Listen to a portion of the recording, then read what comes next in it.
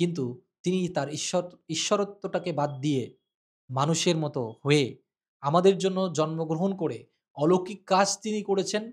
Plus যেভাবে একটা রক্ত মাংসের শরীর যেভাবে কষ্ট ভোগ করে, অর্থাৎ আমাদেরকে আঘাত করলে আমরা যেমন ব্যথা পাই এবং তিনিও সেভাবেই ব্যথা পেয়েছিলেন। এমনটা নয় যে তিনি ঈশ্বর তাই তাকে মারা হয়েছে আর তার ভেতরেই তিনি সেই পেইন কিলার সেট করে রেখেছেন বা তার কিছুই হবে না, ব্যথা লাগবে না, এরকম কোনো বিষয় না।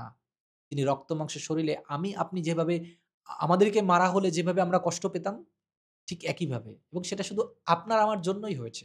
আপনার আমার জন্যই তিনি করেছেন। সুতরাং আমরা তার জন্য কি করছি?